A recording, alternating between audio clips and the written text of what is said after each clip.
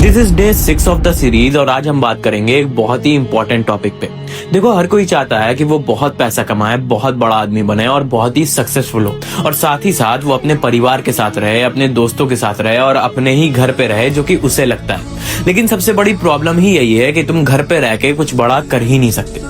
और ये बिल्कुल मजाक की बात नहीं है, क्योंकि फैमिली के साथ रहना ही सबसे मुश्किल काम है। ये तुम्हें तब तक समझ में नहीं आएगा जब तक तुम्हारे ओपिनियंस और तुम्हारे पापा के ओपिनियंस अलग अलग नहीं हो जाते, और उसकी वजह से आए दिन कलेश नहीं होता। और जैसे ही तुम अपनी बात सामने रखने लगोगे, तुम्हें छोटी छोटी चीजें समझानी पड़ेगी और फिर भी उन्हें समझ में नहीं आएंगी, जिससे तुम्हारे मम्मी पापा से बनना बंद हो जाएगी। तुम प्रोटीन पे ताने सुनोगे, सोने पे ताने सुनोगे, बाहर जाने पे ताने सुनोगे, और वो हर चीज जो तुम्हें सही लगती है और उन्हें गलत, उस पे ताने सुनोगे। उनके हिसाब से खाना शरीर बनाता है, नौकरी करने से लाइफ सेट होती है और जिम जाने से शरीर बर्बाद होता है। अब मैंने तुम्हें प्रॉब्लम तो बता दी है, लेकिन इसका सॉल्यूशन तुम्हें मिलेगा कल की वीडियो में।